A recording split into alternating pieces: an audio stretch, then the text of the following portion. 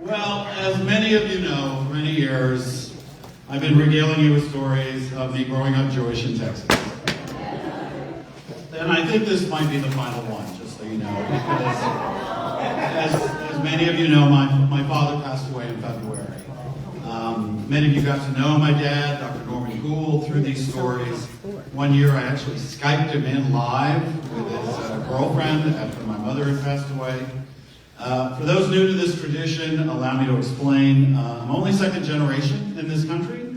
I am a proud product of immigrants. Both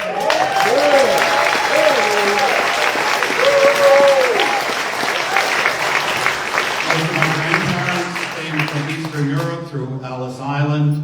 A very typical story for scores of Jews who came to this country, New York specifically. Both my parents were born and raised in Brooklyn and grew up in traditional Jewish households. Then my father enlisted in the Air Force and was stationed in San Angelo, Texas, and then on Goodfellow Air Force Base in San Angelo. My brother and I were both born on Goodfellow Air Force Base. After the Air Force, my mother Evelyn and my dad and me and my brother moved to Midland, Texas, where my sister was born. My mother passed away first. All told, my father was in West Texas and then Dallas for more than 60 years. I've shared these stories about growing up Jewish in Texas, like turning tumbleweeds. This is actually me right there in the blue shirt. Turning tumbleweeds from the prairie into a Hanukkah bush, which I thought was the thing everybody celebrated. My dad taking us to a restaurant on Yom Kippur in West Texas, a fast food place called Ham Yankee.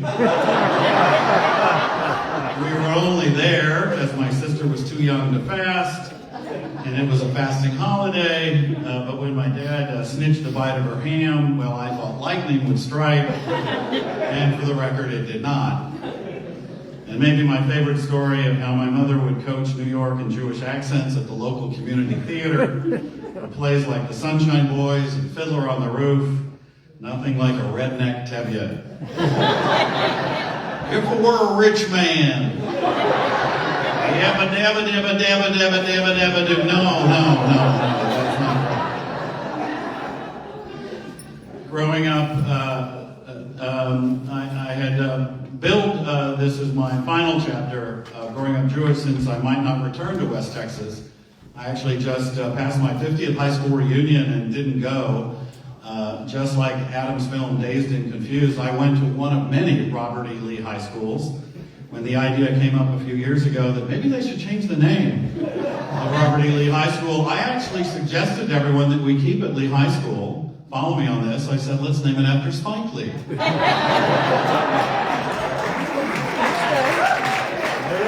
Or Peggy Lee.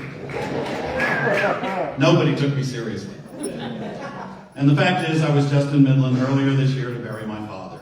He's laid to rest next to my mother in a small Jewish section of a cemetery on the outskirts of Midland, just next to hundreds of miles of open Texas prairie. My father had a great life. He lived to 96. His passing was sad, but not tragic, and for that we are all grateful. He had his marbles and sense of humor to the end. In the last 4 years of his life, he lived with my brother and sister-in-law, Neil and Linda, in Plano, Texas, a suburb of Dallas. My sister Eileen is also there, along with my nephews and nieces. So Dad always was around a lot of family. I'll never forget the generosity and graciousness of Neil and Linda, and my sister Eileen, and the extended family for taking such good care of my father, Norman. Many of you have dealt with or are dealing now with caregiving for an elderly parent, and it's hard. It's 24/7. It's 3 meals a day. Driving to doctors, keeping up with pills and safety and companionship. It's not easy, and I visited as much as I could, but they were there every single day.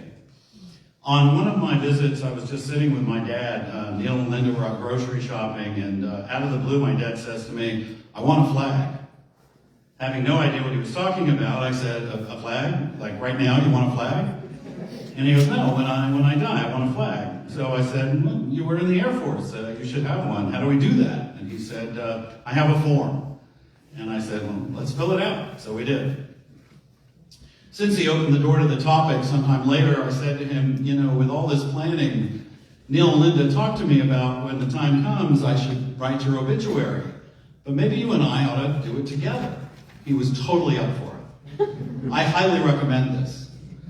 He told me things that would have been impossible for me to find out later, like the name of the temple he and my mom were married in, the name of his grade school. And typical for my dad, he said, now I know Jews usually get buried very quickly, but you know, Mom's obituary came out after she was buried, and not a great turnout.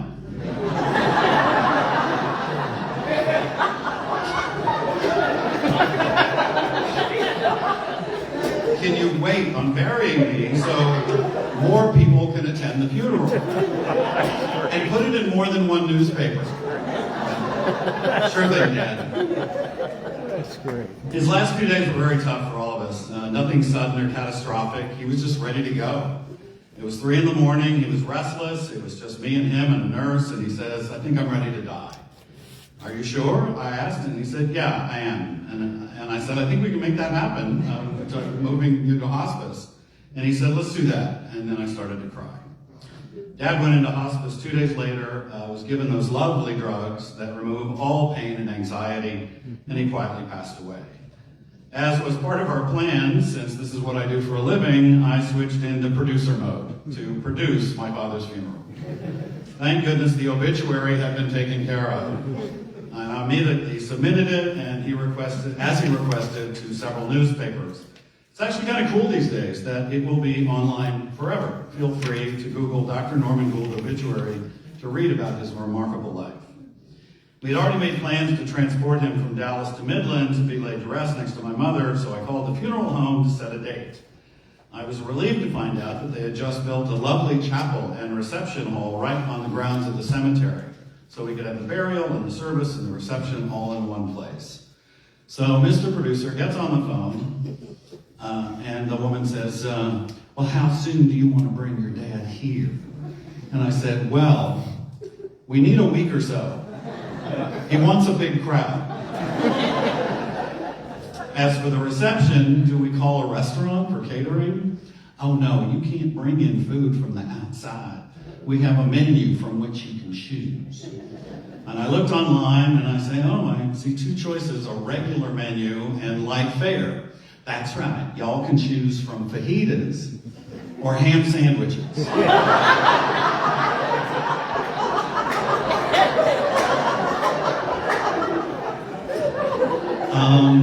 We're Jewish people, and while we're not highly religious, I just think it would be inappropriate to serve ham at my father's Jewish funeral. And fajitas, while we love them, seems a bit much. Can we trade out the ham sandwiches? Well, I don't know. We don't usually allow substitutions in our menus. When was the last time you buried a Jewish person? There was another pause. Let me see what I can do.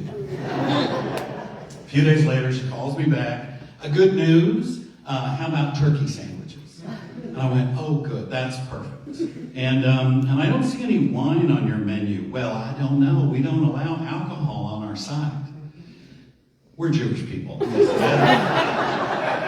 I'm certain there must be some prayer with wine at the funeral.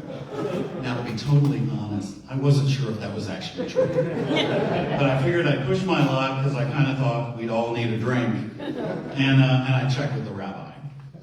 Well, I don't know. Let me see what I can do. She gets back to me and says, well, you can have the wine as long as it's ceremonial. Great. Seizing the opportunity, I say, did I tell you about the ceremonial bourbon?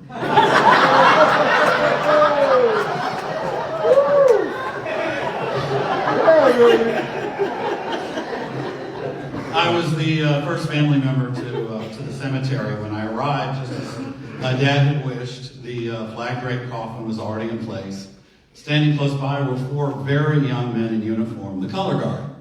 I introduced myself and asked the guys where they were stationed, and one turned to me and said, Goodfellow Air Force Base in San Angelo, Texas.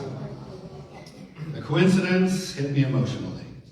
They, having no idea that's where my father was stationed and I was born, I asked them why Goodfellow, And they said, it's the closest Air Force base. Makes sense.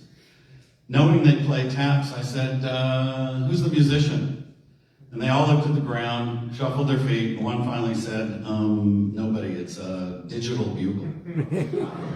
Later, after they played taps, one of my relatives said to me, man, he was really good. I said, yeah, a little too good. As we sat graveside, I sat between my brother and my sister. The rabbi spoke, and then the folding of the flag. Many of you probably know this. I did not. It took a long time to fold the flag. Every movement, every fold, it was well choreographed. Once into the iconic triangle, one of the soldiers knelt down and started to hand me the flag and quietly spoke. On behalf of a grateful nation and the President of the United States, I have no idea what he said after that. My mind immediately went to this president, the current one. Can we get some gratitude from another president, like Eisenhower, maybe?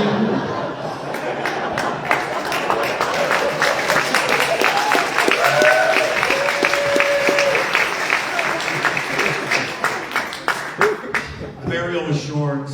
Then we all went into the chapel. Many family and friends spoke. I even played a portion of my father's voice from an oral history that I had captured years earlier. You know, it was a good turnout. For a guy who lost his wife and lost a lady friend that he had dated and traveled with for years after my mom's death, he lost a lot of friends. The Midlanders turned out, as did the Jewish community and the theater community that they belonged to. And just a few years ago, my dad was awarded a Lifetime Achievement Award from the Lions Club for 60 years of service and helping found the Texas Eyeglasses Recycling Program. They were all there. Norman was a good guy, funny guy, outgoing, dedicated, and generous. Only a few years ago, when recording that oral history for the first time, I heard the story of my dad enlisting in the Air Force and being told he was going to be shipped not to Texas, but to Las Vegas. I had never heard this. He told the enlistment officer he needed 2 more weeks to finish his optometric license, and then he'd be ready. 2 weeks later, the Las Vegas slot had been filled, and he was sent to West Texas. Being Texan and Jewish has not only been the inspiration for these stories I've been sharing with you over the years, but really a core element of who I am as a person. If you will, gefilte fish out of water.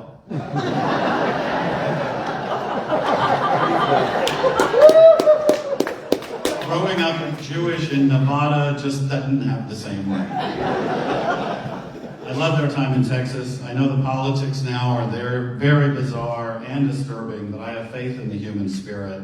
Both my parents loved their time in Texas too. From all of my family, from Texas to New York to yours, as we Jews in the South say, shalom, y'all.